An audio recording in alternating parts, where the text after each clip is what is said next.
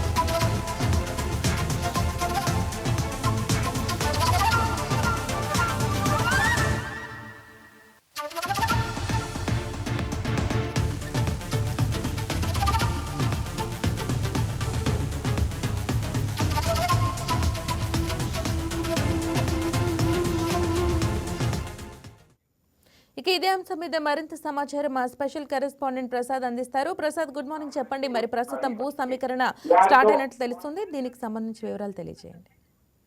Right మహిజా, land పూల్కి సంబంధించి ఈ రోజు అధికారికంగా సిఆర్డీఏ అధికారులు నోటిఫికేషన్ రిలీజ్ చేశారు. రెండో దశలో భాగంగా 16,666 ఎకరాలు అయితే ల్యాండ్ పూలింగ్ జరుగుతుంది. ఈ రోజు 2 గ్రామాల్లో ల్యాండ్ పూలింగ్ చేయాలని అధికారులు ఇప్పటికే ప్రకటన జారీ చేశారు. అమరావతి మండలం పల్నాడు జిల్లాకు సంబంధించి 4 గ్రామాలు, అదేవిధంగా తుళ్లూరు మండలం గుంటూరు జిల్లాకు సంబంధించి 3 గ్రామాల్లో ఈసారి ల్యాండ్ పూలింగ్ చేయబోతున్నారు. ఈ రోజు ముందుగా పల్నాడు జిల్లా ఎండ్రాయి గ్రామం, అదేవిధంగా వడ్డమాను వడ్డమాను ఈ 2 గ్రామాల్లో అయితే భూ సమీకరణ జరుగుతుంది. ఆ వడ్డమాను గ్రామంలో ప్రజెంట్ మంత్రి నారాయణ గ్రామ ప్రజలందరితో కలిసి కూడా ప్రజెంట్ గ్రామ సభ నిర్వహిస్తున్నారు. మొత్తం 7 గ్రామాల్లో కూడా ఒక్కొక్క గ్రామాల్లో సిఆర్డిఏ యూనిట్ కార్యాలయాన్ని ఏర్పాటు చేస్తున్నారు. అంటే ఈ ల్యాండ్ పూలింగ్ సంబంధించిన ప్రక్రియ పూర్తయ్యేంత వరకు కూడా ఆయా గ్రామాల్లో సిఆర్డిఏ కార్యాలయాలు పనిచేస్తాయి. ఈ రోజు నోటిఫికేషన్ 2 గ్రామాలకు రిలీజ్ చేస్తున్నారు. గతంలో మొదటి ఫేజ్ లో 29 గ్రామాల్లో ల్యాండ్ పూలింగ్ జరిగింది. ఒకేసారి అప్పుడు నోటిఫికేషన్ 29 గ్రామాలకు సంబంధించి. అయితే ఈసారి మాత్రం ఒక్కో గ్రామానికి ఒక్కొక్క రోజు వేరువేరుగా నోటిఫికేషన్ ఇస్తున్నారు. దానిలో భాగంగా ఈ రోజు 2 గ్రామాలకు సంబంధించి నోటిఫికేషన్ అయితే ఇచ్చారు. సో ఈ రోజు నుంచి ల్యాండ్ పూలింగ్ ప్రక్రియ ఈ గ్రామాల్లో స్టార్ట్ అవుతుంది. 30 రోజుల పాటు ఈ రోజు నుంచి 30 రోజుల పాటు గ్రామంలో ఉన్న ఎవరైతే గ్రామస్తులు ఉంటారో భూమి ఇస్తున్న వాళ్ళకి ఏమైనా డౌట్స్ ఉంటే ఇక్కడ వాళ్ళ గ్రామాల్లో ఏర్పాటు చేసినటువంటి ఆ సిఆర్డిఏ కార్యాలయానికి వచ్చి వాళ్ళ డౌట్ ని క్లియర్ చేసుకోవచ్చు. తర్వాత మిగతా ప్రక్రియ పూర్తవుతుంది. కంప్లీట్ గా ఆ ల్యాండ్ అంతా కూడా సిఆర్డిఏ చేతిలోకి వెళ్తుంది.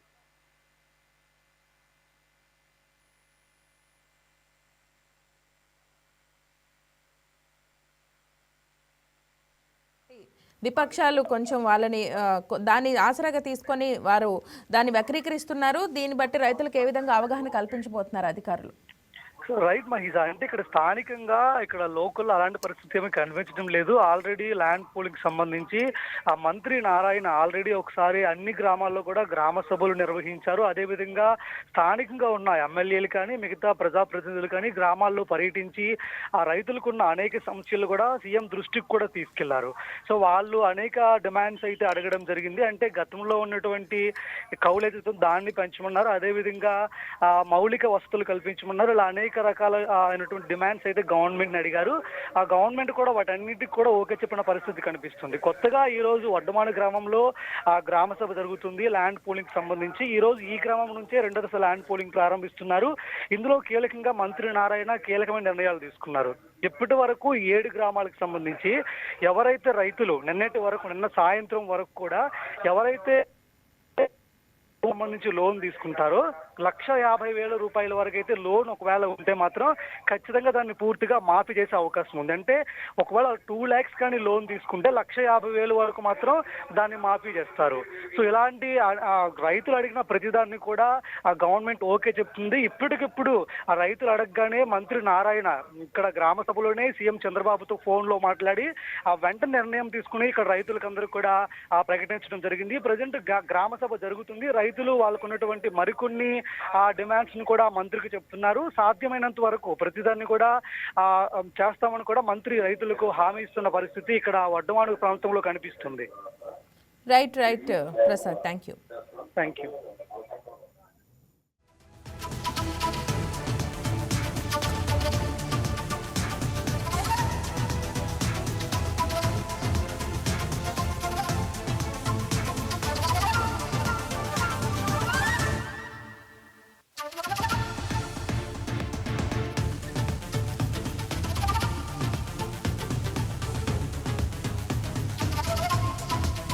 ఈ వీడియో మీకు నచ్చినట్లయితే లైక్ చేయండి, షేర్ చేయండి, మా ఛానల్కి సబ్స్క్రైబ్ చేయండి.